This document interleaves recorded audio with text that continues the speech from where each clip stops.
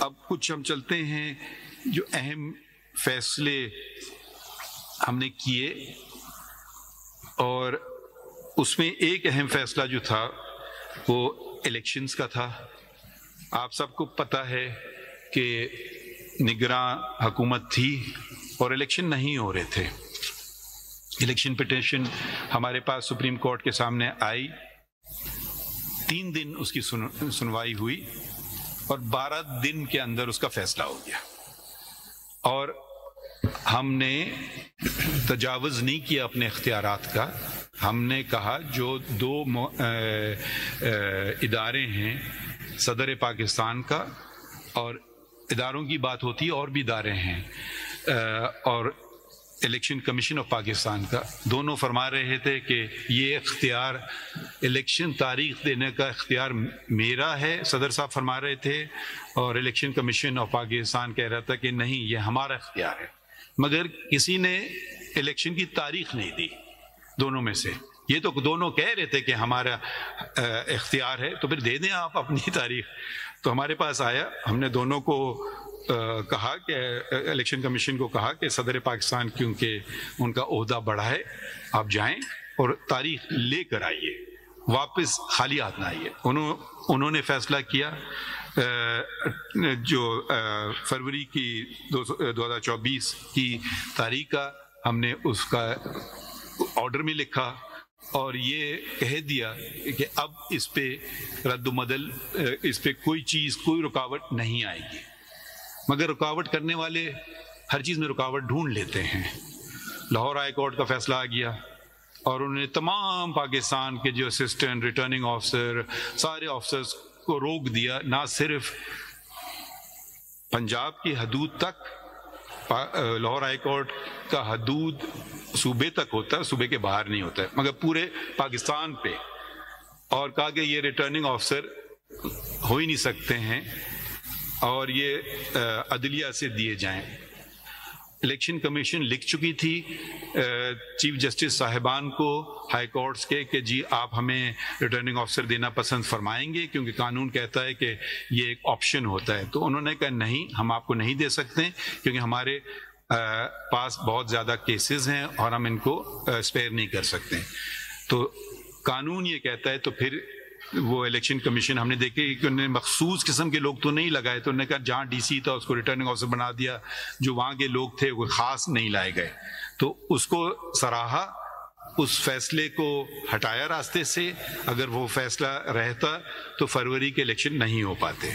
تو جمہوریت کے ساتھ منسلک ہے الیکشنز، الیکشنز ملک میں، الیکشنز پارٹی میں، election supreme court bar association ہے، الیکشنز جہاں ہونا چاہیے وہاں۔ تو اگلی بات جو اہم بات ہے کہ ہمارے دوست نے فرمایا کہ ٹرانسپیرنسی اور اکاؤنٹیبلٹی، فاروق نائک صاحب نے کچھ 2-3 باتیں کی تھیں۔ ایک تو انہوں نے منیر بھٹی کیس کے فیصلے کی بات کی، مگر فاروق نائک صاحب نے یہ نہیں بتایا کہ میں مائنورٹی میں تھا اور میں اس سے میں شاید وہ جو آرا دی گئی تھی اس سے اتفاق نہیں کرتا تھا منیر بھٹی کیس کے۔ فاروق نائک صاحب نے مزید یہ فرمایا کہ 184(3) کا جو استعمال کیا جا رہا ہے، جو از خود سپریم کورٹ نوٹس لیتی ہے، تو یہ کسی پیمانے کے تحت ہونا چاہیے۔ میں اس سے 100% اسی پہ ان سے اگری کرتا ہوں، اس لیے نہیں کہ وہ کہہ رہے ہیں، اس لیے کیونکہ آئین کہتا ہے، آئین 2 باتیں کہتا ہے کہ پبلک امپورٹنس، کہ اہم ہو پبلک کے لیے، اور دوسرا یہ ہو کہ وہ اس کا تعلق ہو بنیادی حقوق کو انفورس کرنے کا۔ تو ایک شخص اپنا کیس لے آئے، دوسرا شخص لے آئے، اس سے نہیں ہوتا ہے۔ تو اس میں یہ 2 چیزیں جب تک پوری نہ کی جائیں تو 184 کا اطلاق نہیں ہوتا ہے۔ تو یہ میں اکثر فیصلوں میں یہ کہہ چکا ہوں، اور مگر ہماری باتیں ہوئی ہیں۔ پھر انہوں نے ایک اور بات کی، ذکر کیا کنٹیمپٹ کا۔ پتہ نہیں مجھے میری کتنی اچھی باتیں میرے متعلق کی گئی ہیں، کہ میں نے تو آج تک اپنی ذات کا کوئی کنٹمپٹ نہیں لیا. ایک احتجاج ہوا تھا کہ تو وہ اس پہ مجھے کنٹمپٹ کورٹ لینا پڑا، اور میرے خیال میں جن نے کیا تھا ان کا بڑا پن کہ انہوں نے معذرت کی اور معافی مانگی. تو یہ صرف ایک ہی دفعہ ہوا ہے، مگر اس کا یہ مطلب نہیں ہے کہ معاشرے میں آپ گالی گلوچ شروع کر دیں. اب اور نہ یہ سمجھیے کہ اگر آپ ہم نے نظر انداز کرتے گئے تو اب یہ بس چلتا ہی جائے گا. یہ کسی معاشرے میں ایسے ہو نہیں سکتا ہے. آپ کو دلائل دینا ہے دیجئے، آپ کو فیصلہ نہیں پسند آئے اس پہ بے پناہ تنقید کیجئے دلائل دے کر کے. گالی گلوچ دے کر کے آپ اچھے نہیں لگیں گے. ہم چھوڑ دیجئے. بچپن میں تو ہمیں جب ہم شکایت کرتے تھے گالی تو نہیں دیتے تھے، کچھ برا بھی کہہ دیتے تھے کہ ایک دوسرے کو، تو بھاگتے ہوئے جاتے تھے والدہ کے پاس، تو کہتے تھے جو کہتا ہے وہی ہوتا ہے. تو اس پہ ذاتی طور پہ میں نے عمل کیا ہے اپنی والدہ کے اس سبق پہ، باقی چیزیں، مگر جب ایک انسٹیٹیوشن کی بات آ جاتی ہے تو اس کو نظر انداز بھی نہیں کرنا چاہیے. اور فری اسپیچ میں ہمیں پورا یقین ہے. جو انہوں نے کہی ہے کبھی ہم نے اس پہ قدغن نہیں لگائی ہے. مجھے تو میرا بلکہ اس کی جب لگانے کرنے کی کوشش بھی کی جا رہی ہے اس کو بھی روکا گیا ہے. اور فاروق نائک صاحب کی یہ بات بھی درست ہے کہ پارلیمان قانون بناتی ہے اور ہمارا کام ہے قانون کی تشریح کریں جہاں ضرورت ہے، جہاں واضح ہے تو وہ واضح ہے. اور اگر وہ قانون ہم سمجھیں کہ وہ بنیادی حقوق کے برعکس ہے، کوئی آئین کی شق کے برعکس ہے، تو اس کو پھر ہمارا یہ فرض ہے کہ اس کو ہم سٹرائک ڈاؤن بھی کریں. تو آگے بڑھتے ہیں. اپنے اکاؤنٹیبلٹی اور ٹرانسپیرنسی کی بات کی گئی ہے شہزاد شفقت صاحب نے، یعنی کہ شفافیت اور احتساب کی.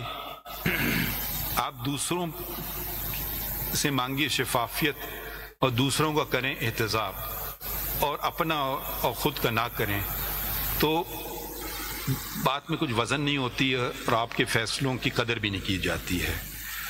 ہمارے اپنے جج صاحب تھے سپریم کورٹ کے، الزام لگائے گئے بہت سارے لوگوں نے.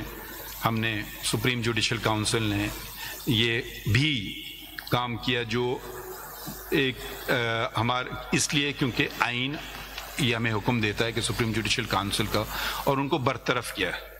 اور یہ آپ نے کھلی عدالت میں دیکھا کیونکہ انہوں نے خود کہا کہ میرا کیس کھلی عدالت میں چلے. ہم نے کھلی عدالت میں چلایا، اور یہ پاکستان کی تاریخ میں پہلی دفعہ ہوا ہے کہ سپریم کورٹ کے جج کو برطرف کر دیا گیا ہو بد انتظامی یعنی مس کنڈکٹ کی وجہ سے. غلطیوں کی بات ہوئی ہے.